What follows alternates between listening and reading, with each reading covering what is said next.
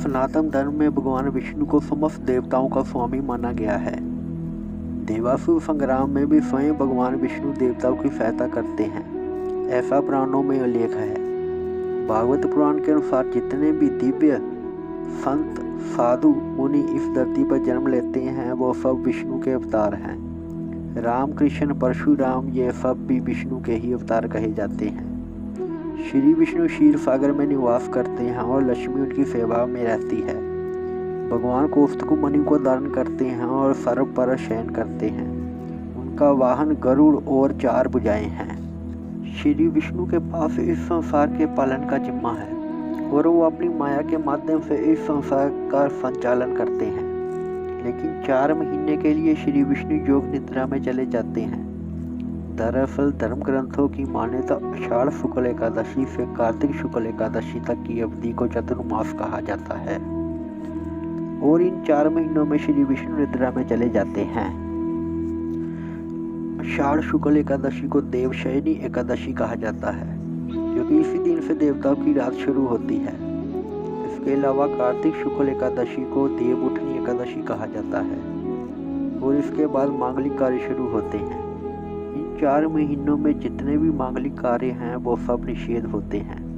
भगवान विष्णु के निद्रा में जाने के संदर्भ में 2 मत हैं।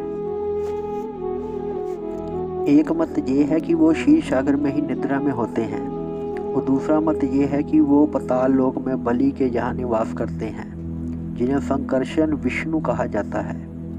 दरअसल जब विष्णु ने वामन अवतार लिया तो बलि से उन्होंने 3 पग भूमि मांगी। 2 पग में उन्होंने पूरा संसार माप कर तीसरा पग बलि के सिर पर रखकर उसे पाताल भेज दिया। लेकिन वरदान के रूप में बलि ने विष्णु को ही मांग लिया।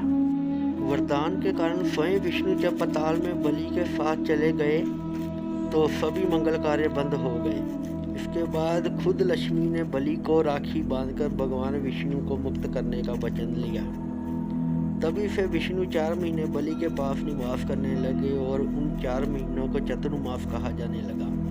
माना जाता है कि इन 4 महीनों में शिव स्वयं सृष्टि की देखभाल करते हैं।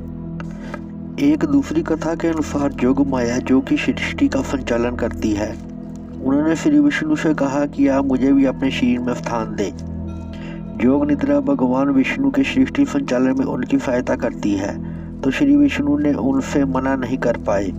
श्री विष्णु ने योग निद्रा को आंखों में स्थान दे दिया और इस मन के अनुसार इन 4 महीनों में श्री विष्णु रहते तो क्षीर सागर में ही है, लेकिन वो योग निद्रा में चले जाते हैं, जिसके कारण कोई भी मांगलिक कार्य संभव नहीं है।